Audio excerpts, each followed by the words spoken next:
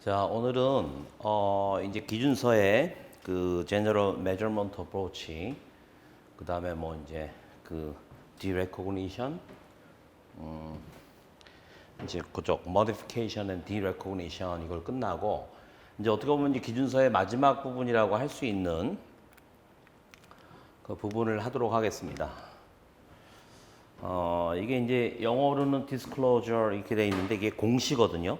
그러니까 이제 지금 재무제표의 경우에도 어떤 특별한 사항에 대해서는 그 어느 정도까지는 공시를 하게 되어 있지만 상당히 그게 이제 좀 내용이 어떻게 보면 좀 협소하고 그러니까 이제 자세하게 안 들어가죠.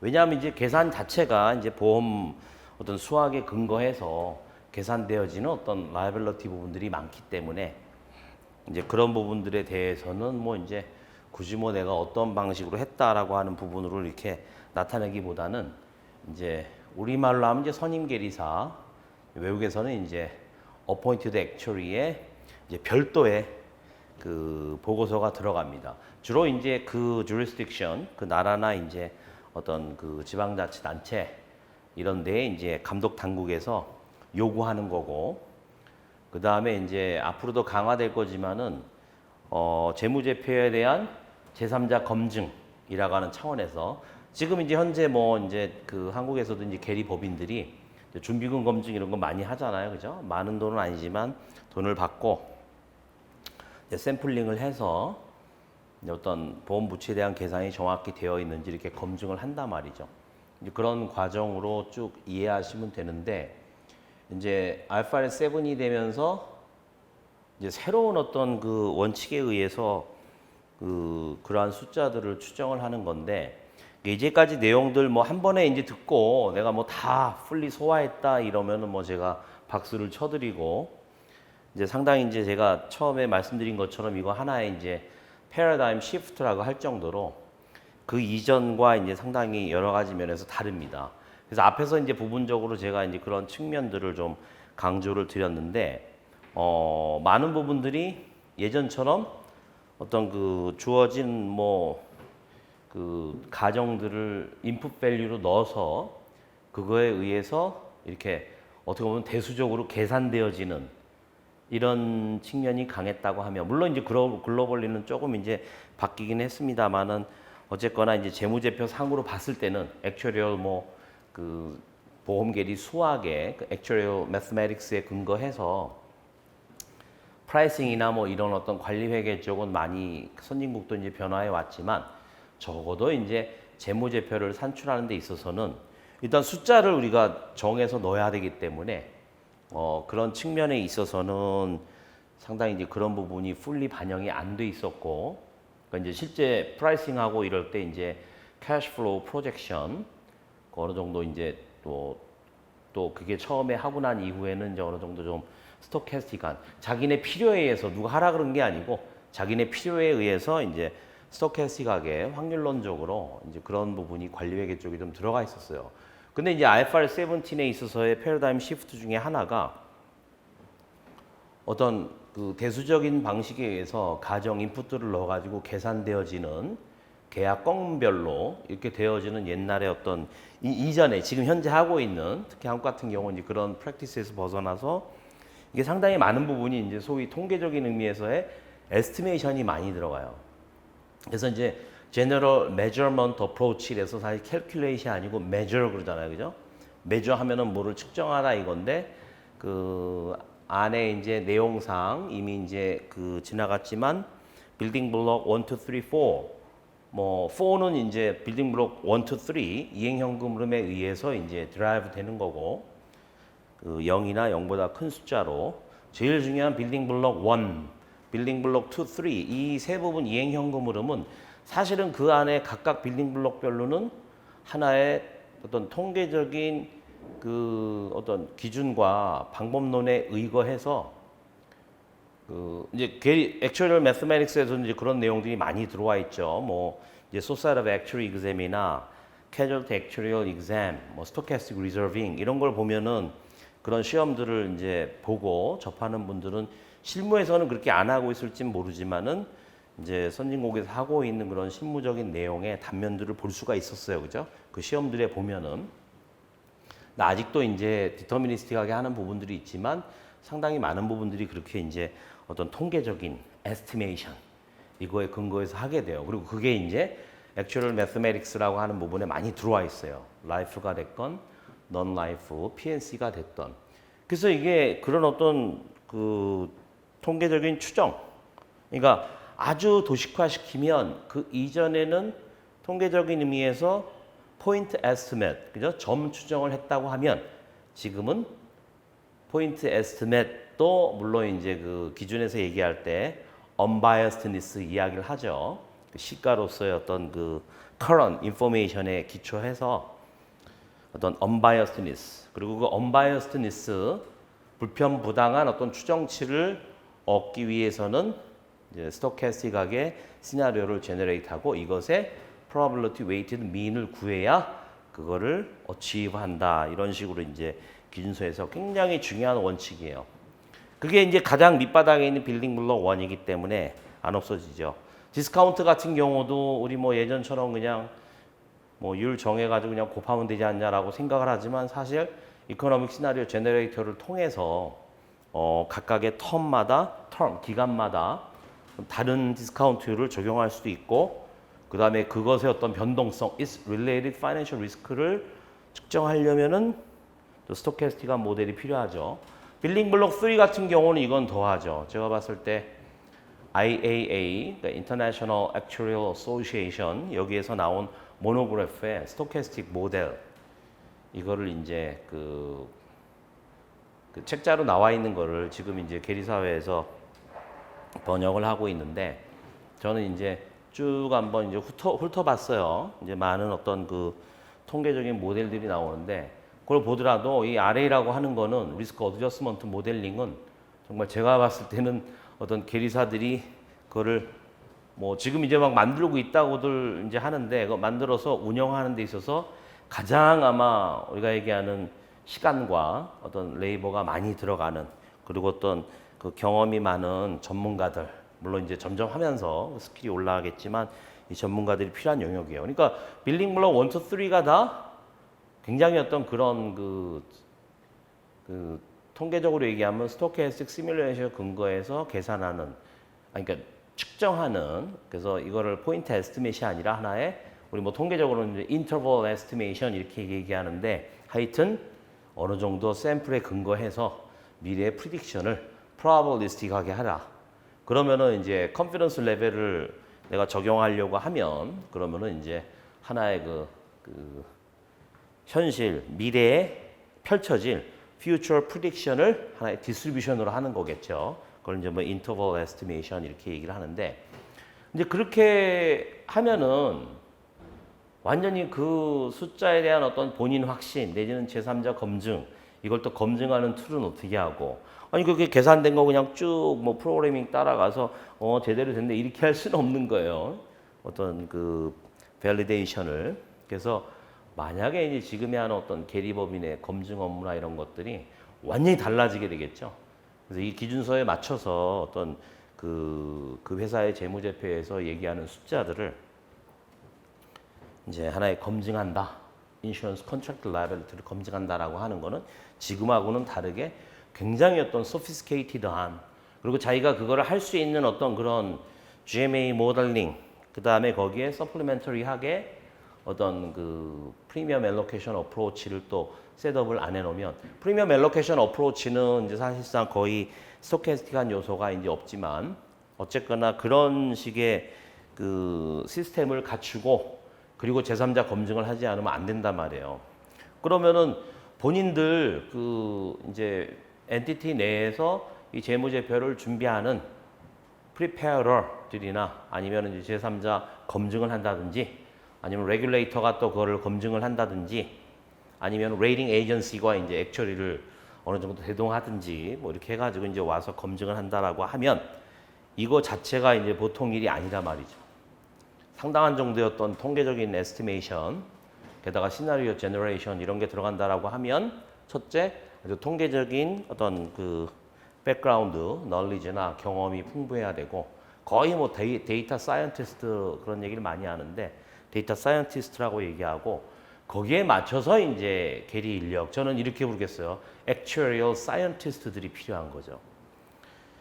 근데 그게 뭐 딱 기계 가지고 들어와서 그냥 쭉 넣으면 되나요? 그렇게 이제 추정을 했을 때 거기에 들어가는 데이터에 대한 reconciliation, validation 또 그거에 의해서 어떤 그 베이직한 statistics를 또 산출을 해내야 되고 데이터 DB를 통해서 그 다음에 이제 소위 얘기하는 그 derived 된 그 기초 통계 그 basic statistics 그러니까 경험 데이터에서 뽑아낸 그런 베이직 스태티스틱스를 통해서 derive 하나의 이제 우리가 부차적으로 만들어내는 숫자들 그거를 이제 뭐 diagnostic statistics 그죠? 내가 뭔가 어떤 현상이 일어나고 있는 거에 대한 진단을 하기 위한 통계들도 또 산출을 하는 법을 배워야 할 것이고 지금은 이제 뭐 SOA 시험에 들어와 있고 뭐 지금 많이 그 유행하듯이 predictive analytics 이것도 하나의 이제 one of the statistics라고 봐야 돼요. 그래서 고도의 어떤 내가 어느 거를 보고 싶다라고 하는 측면에서 데이터로부터 basic 그 statistics를 만들어요. extracted data를 가지고 거기에서부터 이제 계속 뭔가 내가 그걸 diagnose하고 미래를 predict하기 위한 그런 그 analytics, diagnostics 이런 거를 산출을 해야 돼요.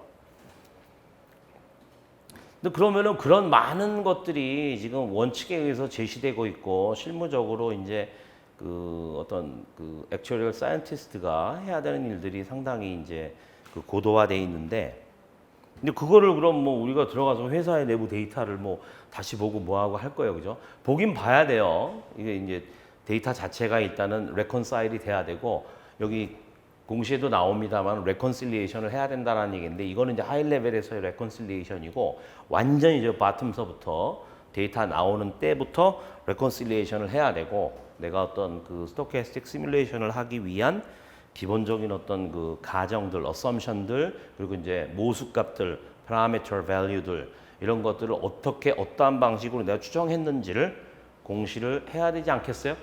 그걸 알고 있어야 지금 원칙에서 얘기하는 기본적인 어떤 포인트 에스티메이션이 아닌 하나의 그 스토캐스틱한 에스티메이션을 통해서 내가 숫자를 확정을 해야 되는데 그죠? 이런 부분 자체를 하기 위해서는 정말 많은 인포메이션이 필요해요. 이제 그러한 시간들을 줄이기 위해서 이 재무제표의 어떤 공시에 상당히 많은 내용들을 요구하고 있어요. 그래서 이런 내용들은 앞에 있는 어떤 그 기본적인 원칙, 특히 이제 중요한 게 General Measurement Approach에서 이야기하는 그 이제 밸런스 시트에 있는 숫자나 뭐 여기 나오겠습니다. 밸런스 시트에 있는 문자나 PL 숫자나 PL 스테이트먼트에 있는 숫자들을 내가 밸리데이션 제3자로서 밸리데이션 하기 위해서 아니면은 그 유저들이 그 파이낸셜 스테이트먼트에 대한 유저들이 이 부분에 대한 숫자를 reliable하게 하고 transparent하게 이해하기 위해서는 이제 공시 내용을 많이 넣어야 된다 이거죠.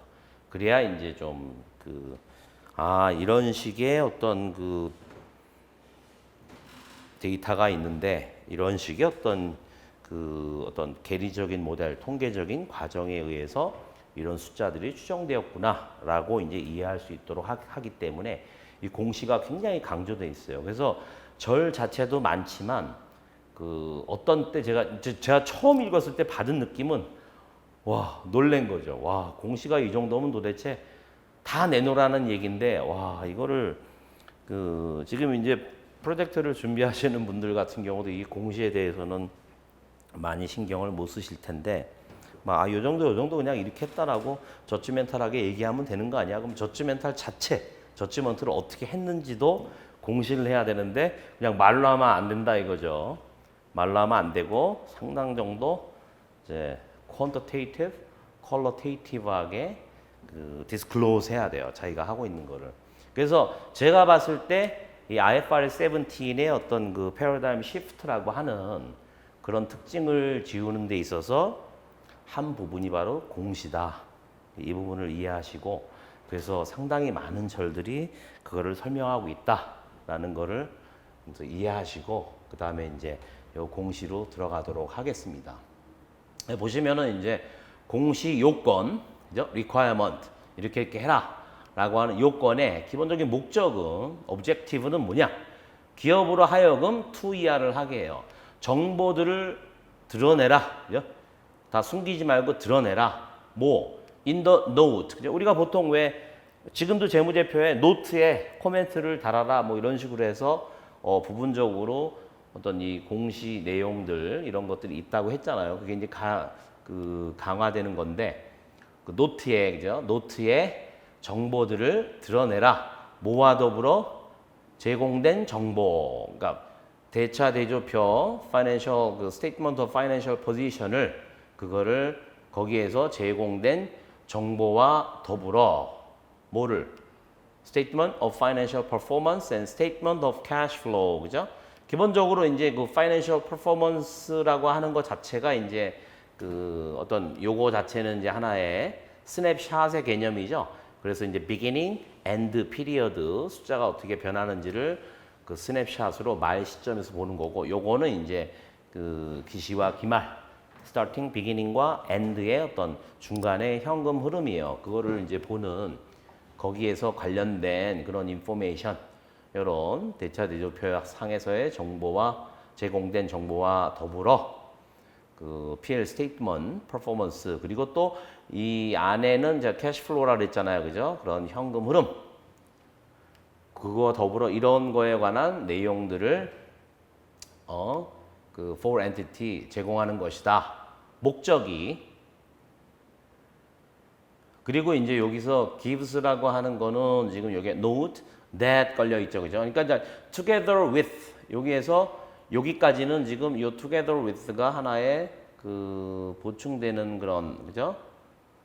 그런 설명이죠. 그래서 요 공시의 요건의 목적이라고 하는 거는 기업이 요런 대차 대조표에 있는 제공되는 정보와 그 다음에 이제 financial performance 안에 있는 내용, 현금 흐름 이런 거와 더불어 뭐뭐를 주는 노트에 정보를 공개하는 그것이 바로 목적이다라고 하는 게, 그게 뭐를 주느냐? 그게 그 이 노트라고 하는 게 이거 gives 그러면 이제 주로 이거를 그 보는 사람들이겠죠. 유저 여기 있네요. gives a basis 기초를 제공해요. 누구들한테? 이 재무제표의 사용자들에게. for 그러면 to가 나와야 되겠죠. 재무제표의 사용자들에게 평가할 수 있게 해요. 효과를. 뭐를? 이게 IFRS 17의 그 스코프 안에서, 그러니까 이제 그거를 또 이제 그 이펙트를 설명을 하는 거죠. 효과를 평가하게 해줘요. IFRS 17의 그 범위 안에 있는 계약들, 이것이 그 위에서 얘기한 financial position, 그죠? 재무 상태, 그리고 어떤 그 재무적인 성과, 현금 흐름, 기업의 이거에 갖는 효과를 평가할 수 있게 해준다, 그런 얘기죠. 그래서 이제 문장 자체가 이제 복잡한데 뼈대는 the objective는 뭐냐? 공시 요건에 그거는 여기에 보면은 기업이 그 노트에 정보를 공개하는 것인데 그 정보는 뭐를 주느냐? 재무제표의 사용자들에게 효과를 평가할 수 있게 해준다, 이런 얘기예요. 거기에 이제 관련되어 있는 내용들이 들어가 있어요. 뭐 제가 설명한 거 그거를 이제 얘기하는 거겠죠. 이러한 목적을 달성하기 위해서 기업은 공시를 해야 된다, 드러내야 된다. 뭘? 그 정성적이고 정량적인 qualitative, quantitative information을 제공을 해야 된다, 드러내야 된다. 뭐에 관해서 이제 뒤에 나오는 거죠. 93절 안에서 첫 번째, 금액, the amount recognized, 인식된 금액이에요. 이런 재무제표에서 인식된 금액, IFRS 17 범위 안에 있는 계약들에 대해서 인식된 제 금액들, 이런 부분들을 다 드러내야 돼요. 뭐 금액 드러내는 거는 이제 당연한 얘기죠. 그 다음에는 아주 유의한 중요한 판단들, 그리고 그런 판단들의 변동, 보고 기간마다 약간 동일한 내용에 대한 판단이 바뀌었다고 하면 왜 그거를 판단을 변경을 했는지. 그러니까 일단 첫 번째는 내가 쓴 유의한 어떤 저지먼 판단들을 넣어야 되고 그 판단이 왜 바뀌었는지 요거는 뭐 지금도 굉장히 심각하게 있어요. 물론 이제 actuarial judgment에서 뭐 했다라고 하면 그 actuarial judgment가 뭐냐라고 하면 이제 뭐 과거에 내가 이 회사에 몇 년 있었는데 데이터를 보니까 이렇다 저렇다 그래서 actuarial report에 넣긴 넣어야 돼요. 이제 어느 정도 그런 부분들이 이제 형식이 갖춰져 있지만 그런 내용들에 대한 것도 상당히 이제 자세하게 넣는데 거기에 대해서 이제 아까 얘기한 것처럼 그냥 정성적으로 내가 퀄리테이티브하게 어떻다 이렇게 넣는 게 아니고 왜 그런 결론에 이르렀는지 상당히 퀀터테이티브가 굉장히 강조가 된단 말이에요. 두 개를 이제 동일하게 썼지만 그죠? 이거를 적용하는 데 있어서 판단들. 또 하나는 뭐냐? IFRS 17 범위 안에 있는 계약들로부터의 리스크의 본질과 그 정도, 범위 이것에 대해서도 공시를 해야 된다. 이 리스크라고 하는 거는 뭐 사실상 우리가 얘기하는 그 여기에서의 커버해주는 인슈런스 리스크 이렇게 관련된 부분도 있을 것이고 그게 이제 주가 되겠죠. 그리고 이제 나머지 그 우리가 얘기하는 non-financial 리스크도 있을 거고 그 파이낸셜 리스크가 있죠. 또 빌딩 블록 2에 그리고 이제 빌딩 블록 3 리스크 어저스먼트의 non-financial risk 그다음에 안에 인슈런스 리스크 해가지고 기본적인 어떤 그 우리가 얘기하는 본질적인 인슈런스 리스크 커버리지 있죠. 그래서 주로 이제 클레임 관련해서 보험금 지급과 관련한 어떤 리스크가 있고 그다음에 non insurance 리스크 중에서 lapse, persistency risk 그것도 아래에 포함시켜야죠. 또 하나는 expense risk 다 이런 식으로 스토캐스틱하게 포함시키는데 그런 부분에 대해서 본질의 내용과 그 다음에 어떤 범위, 정도에 대한 내용들을 다 퀄리테이티브하게, 퀀터테이티브하게 공시해야 된다. 말을 들으면은 참 잘 쓴 영어고 내용이 뭐 클리어한 것 같지만 이걸 딱 읽었을 때 와 이거를 다 공시를 하라. 참 그것도 퀄리테이티브하게 많이 아니고 퀀터테이티브하게 하라. 와 거의 뭐 관련된 그 근거되는 데이터를 다 보여달라는 얘기죠. 그걸 왜 하느냐 하면 재무제표에서 우리가 recognize한 인식한 금액들 관련해서 이제 그 밸리데이션 하기 위해서 그죠? transparency라고 하는 거는 앞에 있는 원칙 이것만 가지고 적용되는 게 아니고 지금 이런 식의 어떤 공시 내용 가지고 transparency 투명성이 그럼 담보가 되는 거겠죠, 그죠?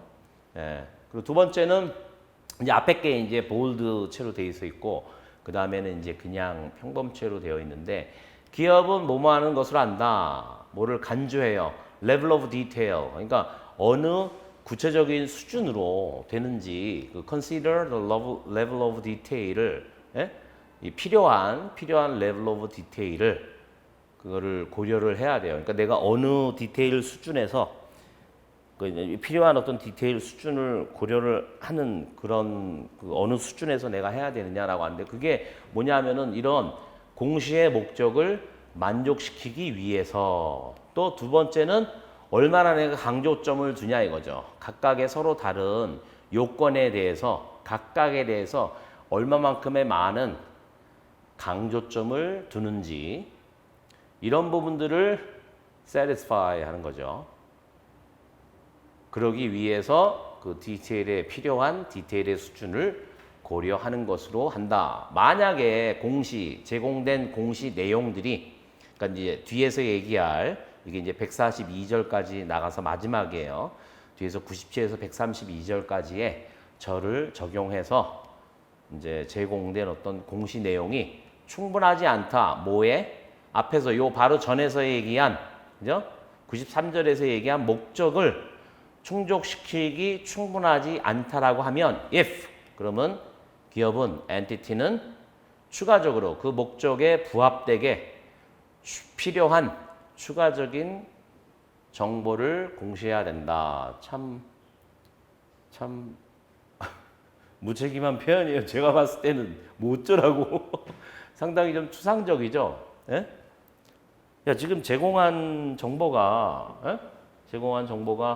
하여튼 디테일한 수준, 디테일한 수준이라는 건 무슨 말인지 이제 이해하시죠? 필요 디테일한 수준. 그게 이제 공시의 목적, 내가 각각의 어떤 요건에 대해서 어느 정도 how much emphasis, 어느 정도 강조를 하느냐라고 하는 부분이 이제 그 중요하다고 했는데 제공된 어떤 공시 내용 자체가 목적에 부합되지 않아. 그럼 추가적으로 제공을 해야 된다. 굉장히 이게 큰 어떤 버든이 되는 거예요. 이거는 뭐 어떤 뭐 그 선임 계리사 어떤 고도의 어떤 경험을 많이 가진 사람들이 이제 회사 내 어카운턴트나 어떤 그 감사 받는 회계사 이런 분들하고 소통을 잘해서 추가적인 걸 어떻게 제공해야 될지, 그죠? 그 실제로 이런 것들을 유저들은 요구하겠죠, 그죠? 시장에서 요구할 것이고 무슨 뭐 주주총회를 할 때, 그 다음에 감독 당국에서도 요구를 할 것이고, 그 다음에 레이팅 에이전시도 크레딧 레이팅을 하기 위해서 이 회사를 평가할 때 분명히 요구를 할 거예요. 예? 그런 경우에 대해서 지금 이야기하고 있는 거예요. 또 다른 절에서는 기업은 뭐하는 것으로 안다. aggregate or disaggregate, 그죠? 뭐를 이렇게 있는 인포메이션을 통합, 요약하거나 분리를 해야 되는 거예요. 분해를 한다라는 거예요. 정보를. 그렇게 정보를 결합하거나 분해하는 것으로 한다. 그래서 그 useful information, 유용한 정보가 is not obscure, 그죠? 애매하거나 뭐가 내가 파악할 수 없는 그런 경우에요.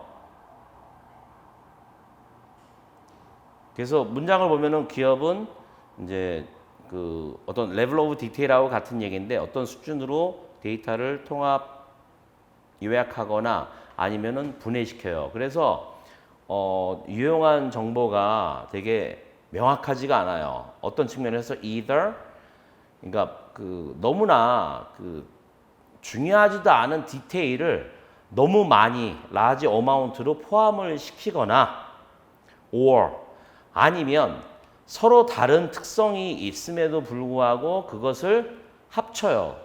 아이템을. 그럼으로써 유용한 정보가 사라진다는 얘기예요. 되게 내가 이거 유용한 정보라고 하는 건 정말 어떤 그 파이낸셜 스테이트먼트를 사용하는 사람들한테 유용해야 되는데 그러지 않고 이건 뭐지? 이건 애매하다. 이거 좀 이상하다. 라는 식의 거가 된다 이거죠. 근데 그게 뭐냐? 필요 이상으로 insignificant하게, 그죠? 별로 중요하지 않은 디테일을 많은 금액, large amount of significant detail, 이거 뭐 금액이라고 보시면 안 되고 그냥 이제 불필요하게 상당히 디테일한 수준에서 한다든지 아니면은 또 너무나 디테일하지 않아서 다 그냥 뭉쳐가지고 한다든지.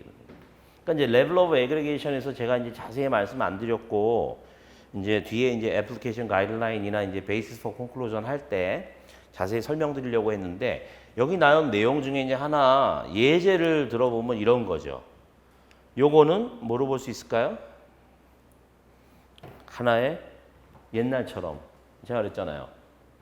그 가정이나 뭐 파라미터를 하나의 그 뭐 베스트 에스티메이트 뭐 이렇게 얘기 많이 해요. 그거 뭐 사망률 그럼 사망률, 뭐 사업 비율 그럼 사업 비율 이런 부분들을 딱 자기가 베스트 에스티메이트하고 잡아가지고 넣어서 대수적으로 계산을 해요. 그걸 어느 수준으로 계약 각각 인디비주얼한 건으로 too much detail이라는 거죠. too much detail. 그래서 이런 거에 의해서 뭔가 오히려 주어진 정보가 이 사용자들한테 obscured, 애매해요, 모호하고 명확하지가 않아 이렇게 될 수 있다든지 또 반대로 이 부분은 뭐냐면은 예를 들면은 뭐 이제 업계가 뭐 이제 생명보험 쪽이나 이제 손해보험 우리나라 이제 장기가 있으니까 이런 부분들이 이제 막 하다가 자동차나 일반으로 들어왔어요. 특히 이제 자동차 같은 경우 제가 그렇게 하고 있다고는 생각 안 하는데 우연히 이제 뭐 세미나에서 이제 제가 발표하고 질문을 받다가 그런 거예요. 자동차가 이제 예를 들어서 뭐 외국 같으면은 이제 개인이 모는 거, personal automobile, 그 다음에 뭐 이제 그것도 비즈니스, 그 안에서도 또 개인, private use 이게 있고, 그 다음에 이제 그 비즈니스 하는 사람들이 하는 게 있고, 그 다음에 커머셜이 있단 말이에요, 그죠? 우리 택시라든지 뭐 어떤 트럭이라든지 이렇게 커머셜리 운영하는 거. 막 이렇게 뭐 그런 부분들을 그냥 퉁쳐가지고 자동차는 그냥 전체적으로 해도 되는 거 아니야? 이렇게 얘기하는 분이 있더라고요. 서로 간에 이게 캐릭터리스틱스가 다르단 말이에요. 그죠? 우리 뭐 레벨 오브 애그리게이션에서 포트폴리오 얘기했지만은 similar risks and manage it together. 그 매니지라고 하는 게 이제 어떤 수준이냐라는 걸 이제 깊이 생각을 해야 되겠지만 자동차 같은 경우 우리야 뭐 이제 커머셜 어로모빌을 인디비주얼리 레이팅 한다 그래요. 택시가 있어도 각각 택시별로 소나타 다르고 뭐 다르고 뭐 이렇게 된단 말이에요. 그죠? 근데 외국에서는 이거는 그 인디비주얼하게 레이팅하는 게 아니고 전체적으로 하나의 플릿으로 보고 별도의 어떤 그런 레이팅을 한단 말이에요. 그럼 매니저가 완전히 달라요. 특성이. 보험료를 산출하는 것 자체가 다르단 말이에요. 이렇게 different characteristics가 있는 거를 합쳐. 그럼으로써 정보 자체가 obscure해진단 말이죠. 이게 굉장히 중요한 얘기예요. 이거 자체가. 앞에 있는 어떤 level of aggregation하고도 그 부합되고 어떻게 하라라는 얘기는 없고 양쪽 극단을 얘기하는 거죠. 그죠? 이 부분은 제가 이제 예를 들었잖아요. 그죠? 그래서 현재 그 임플리멘테이션 프로젝트를 하고 있는 분들 같은 경우도 사실 이게 지금 그 논쟁이 좀 되고 있어요.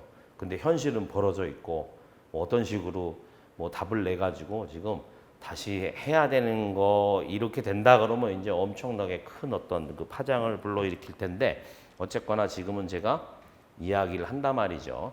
너무 불필요하게 디테일한 수준으로 해요. 예전에 해오던 대로니까 계약 건별로 하겠다. 이렇게 하는 부분이 있는가 하면 또 하나는 아까 말한 것처럼 쉽게 이해하면 자동차는 뭐 개인용, 업무용, 영업용이 됐건 그냥 퉁쳐서 하겠다. 그렇게 하고 있다고는 생각을 안 하는데 그렇게 하면 어떻게 돼요? 이런 식의 이제 질문을 제가 받은 적이 있어요. 그것도 한 회사의 선임 계리사한테. 어쨌거나 이제 이런 부분 자체가 이 두 양극단을 피하라. 그 뭐예요? 중간에 어느 적정한 수준을 구하라. 정하라. 이런 거죠. 레벨 오브 애그리게이션에서 그게 나오잖아요. 그죠? 최소한 이렇게 해라. 뭐예요? 적어도 컨트랙트를 그룹을 하는데 onerous, non-onerous, the others 이렇게 나누라 이거죠. 그래서 어느 정도 그 제가 말씀드린 것처럼 the others에 들어가는 부분들이 어떻게 보면 나중에 뒤에 가서 어떤 그 recognize, recognition and measurement의 대상이 되는 group of contract 그거에 대한 기준은 얘기를 했어요. 앞에 onerous, non-onerous 두 개는 섞으면 안 되고 뭐 어떻게 뭐 이제 구체적인 내용들이 앞에 나오잖아요. 다시 한번 가서 보시면. 근데 그런 것들을 다 고려했어도 group of contract가 one single policy가 될 수 있다. 그게 the others란 말입니다. 한 계약에 대해서 이 계약이 과연 onerous냐, non-onerous냐 이런 것들을 통계적으로 판단한다고 하는 거는 제 개인적으로 봤을 때는 불가능하고 의미가 없어요.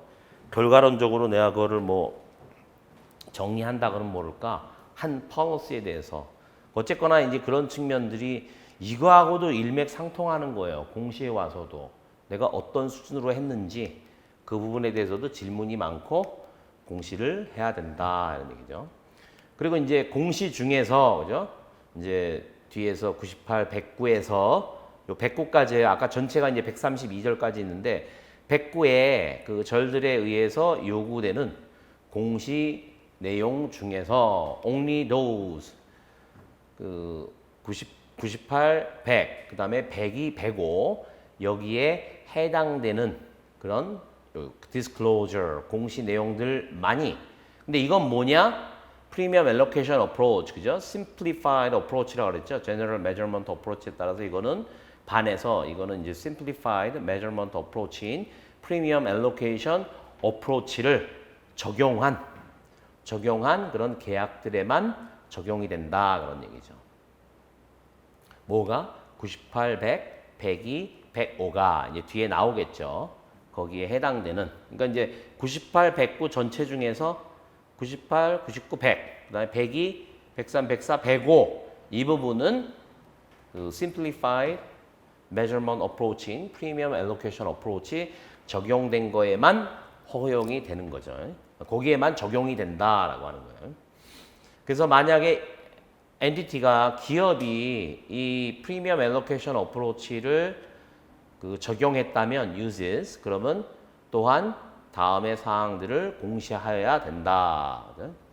이제 그 어떤 기준 5369 요게 이제 앞에 보면은 우리가 별도로 그 제너럴 메저먼트 어프로치에 대해서 이제 쭉 설명을 하잖아요. 그죠? 그러면서 또 별도로 프리미엄 엘로케이션 어프로치를 그 별도의 내용으로 정리를 했잖아요. 그게 바로 5369예요.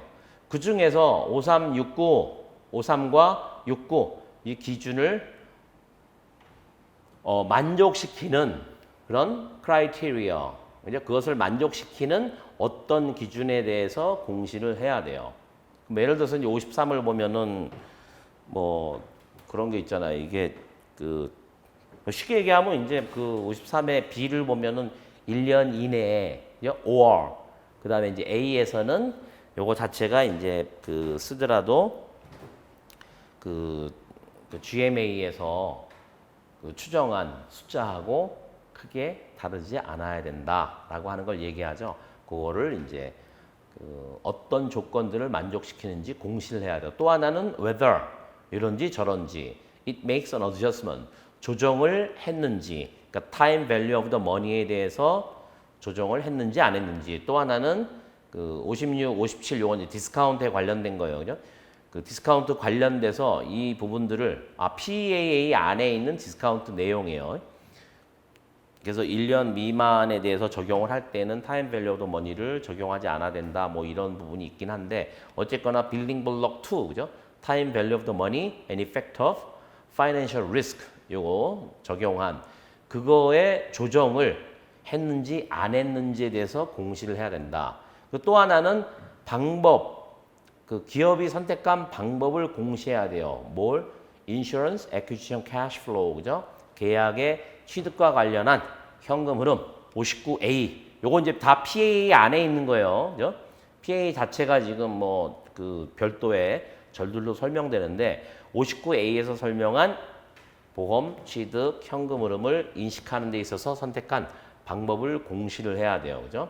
PA를 쓸 수도 있기 때문에 그래서 되게 지금 이제 업계에서 뭐 PA를 자동차나 일반 보험은 1년 이하니까 아까 말씀드린 그 조건 있죠. A라고 하는 거는 PA 방법을 쓴다고 하더라도 GMA에서 측정한 방법과 방법에 나온 결과와 측정치가 materially 그 significantly 다르지 않아야 된다라고 하는 거. or 아니면은 그 어떤 우리가 미래 거를 추정을 하는 이 보험 그 인슈런스 피리어드가 1년 내지는 1년 아래인 경우 쓸 수 있다. OR로 되어 있어요. 그래서 그거를 해석하는데 뭐 이제 이야기가 많지만 그걸로 보게 되면 뭐 1년 미만인 뭐 자동차 보험, 일반 보험 이제 특히 이제 지금 신경을 안 쓰고 있지만 그 트래블 인슈런스가 있단 말이에요. 여행자 보험 뭐 3박 4일 뭐 4박 5일에서부터 뭐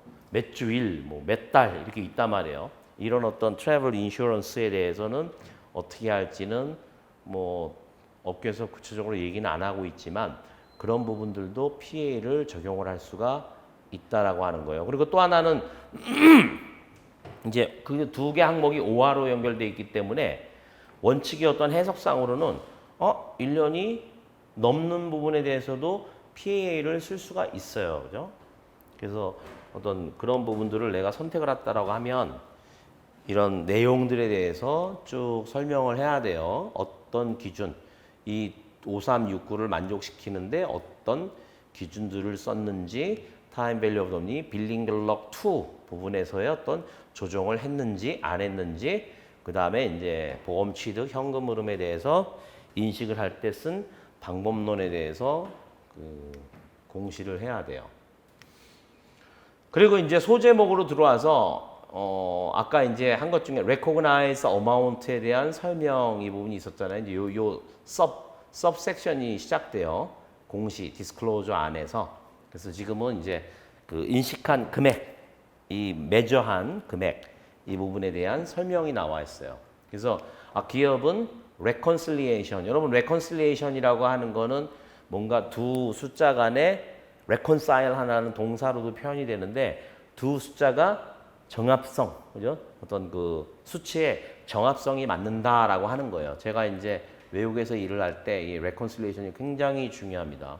그래서 우리 어떤 계리적인 업무를 뭐 이 재무제표만이 아니라 어떤 계리적인 업무를 수행함에 있어서 내가 이제 그 경험 데이터에서 엑스트랙션 해가지고 시작을 하잖아요. 그러면 이거를 먼저 레컨실리에이션 레포트를 보스한테 줘야 돼요. 시니어나 보스한테 줘야지 그 다음에 일이 시작되지. 굉장히 중요한 거예요. 레컨실리에이션이. 여기에서는 이제 그 레컨실리에이션이 굉장히 이제 좀 하이 레벨에서 설명을 하는 거죠. 근데 하는 데 있어서 뭐 이 숫자가 좀 엉뚱한 거 가지고 한다든지 틀린 숫자로 한다든지 이런 부분이 그 레컨실리에이션에 의해서 막아질 수 있는 거죠. 그래서 레컨실리에이션 한 거를 공시해야 돼요. 뭐냐? How much net carrying amount of contract? IFRS 17 스코프 내에서 계약의 어떤 그 순 보유 금액 있죠.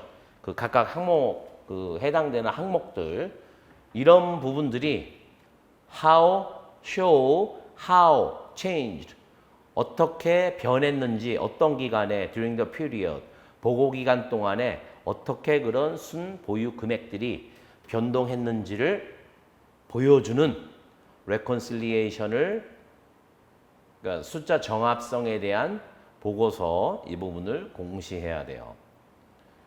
근데 요 change는 뭐에 의해서 야기됐느냐? Because of cash flows, 현금 흐름, 그리고 또 income and expenses, 그죠? 수입과 지출 어디서 인식된 financial performance, 그죠? 뭐 이제 그 우리가 현금 흐름이라고 하는 그 어떤 금융적 성과 그러면 우리가 이제 그냥 P&L 스테이트먼트라고 보면 되겠죠. 캐시플로우 보호 기간 내에 어떤 캐시플로우로 측정을 하는 거기에 있어서 인식된 그죠? 현금 흐름, 인컴 앤 익스펜스 이것에 의해서 변동되는 거죠. 그죠? 변동된 그런 계약에서의 그 순 보유 금액 이것이 어떻게 변동했는지 how changed 보호 기간 내 그것을 보여주는 정합성 레포트를 공시해야 된다라고 하는 거예요. 그리고 별도의 이런 레컨실리에이션을 해야 돼요. 그것이 공시가 돼야 돼요. 뭐에 대해서?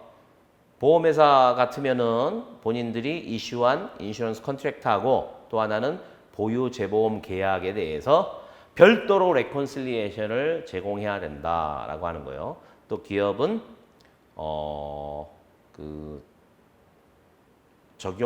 적응을 해야 되는데 뭐냐?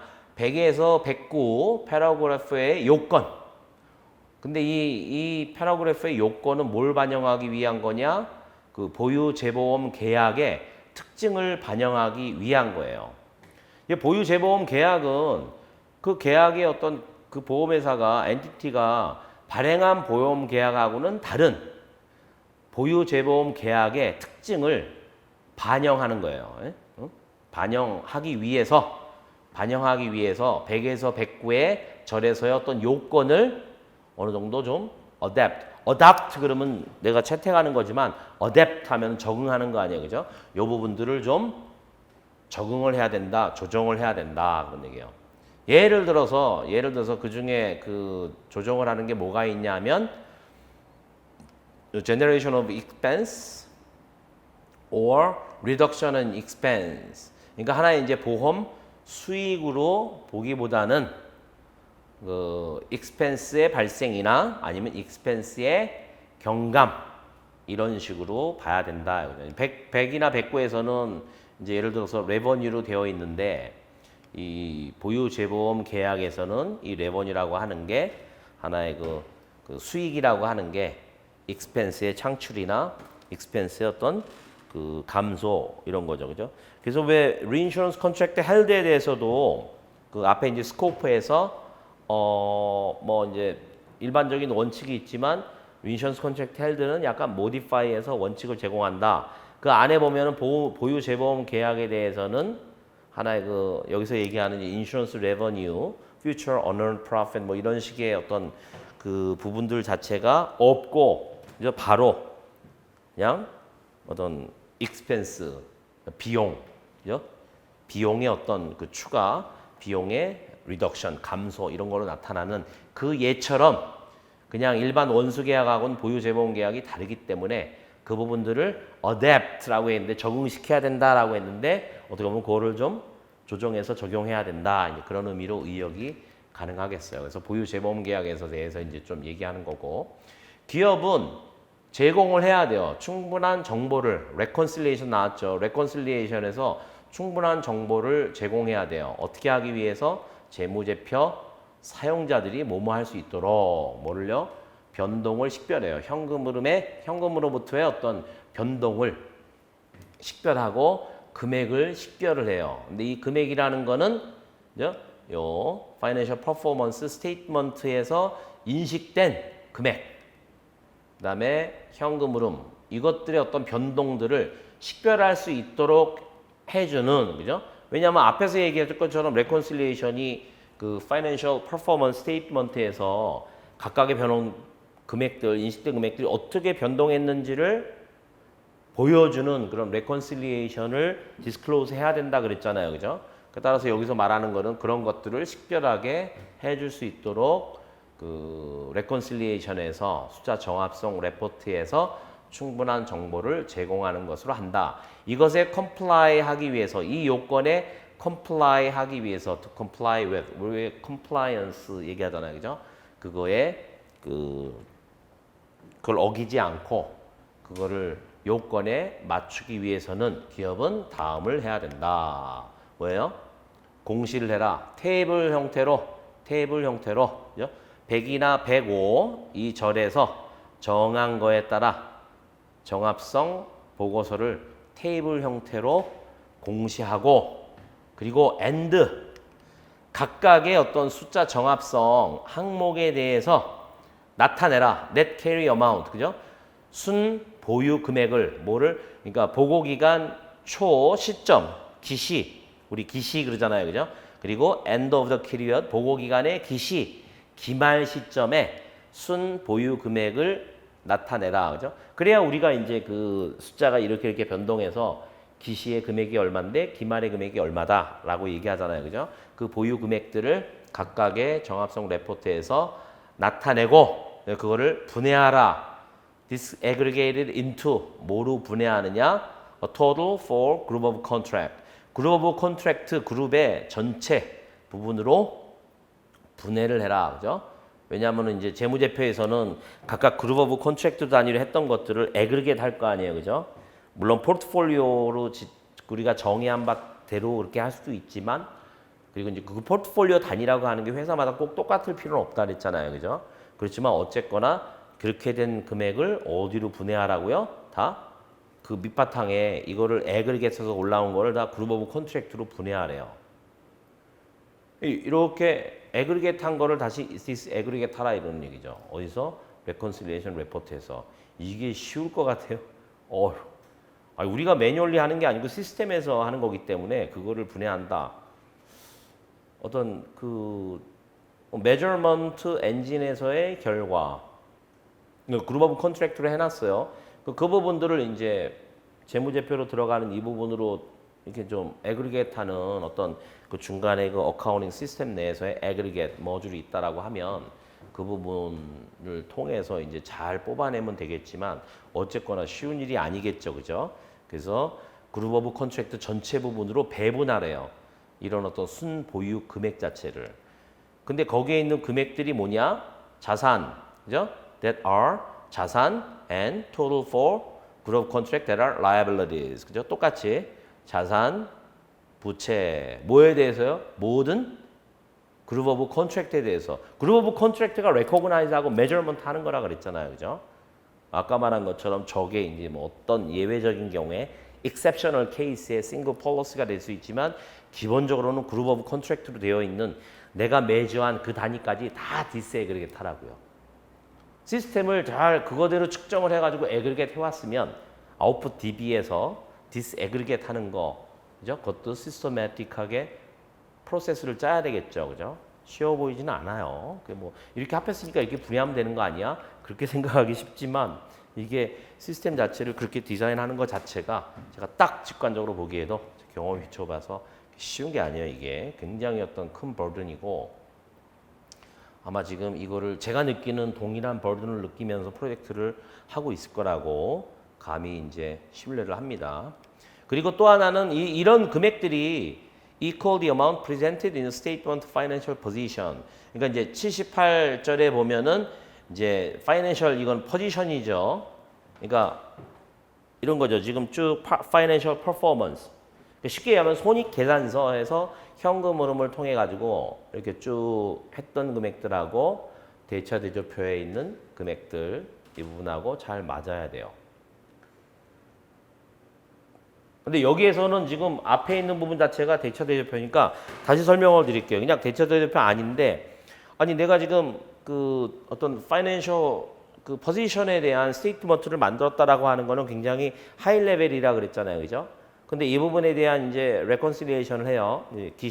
기말해 가지고 쭉 이제 숫자들을 다 그 잘 공시를 하고 그다음에 이제 레콘실리에이션 어떻게 금액이 뭐가 추가되고 뭐 변경되고 줄어들고 막 해가지고 이제 기말 금액이 나왔는데 이거 자체는 재무제표 상에서의 자산 부채로 나올 거란 말이에요, 그죠?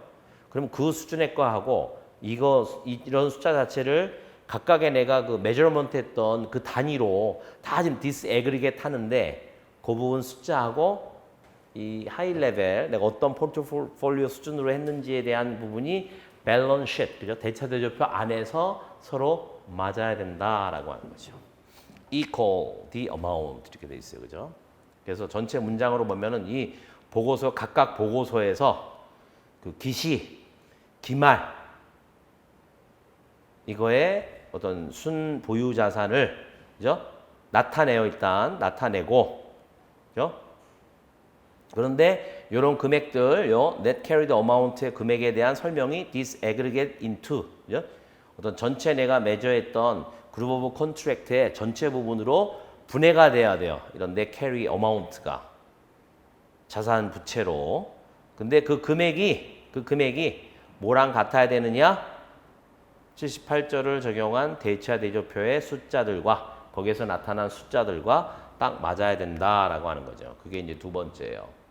그래서 일단 공시에서 내용이 많으니까 여기까지 하고 다음 시간에 그 다음 이어서 하겠습니다.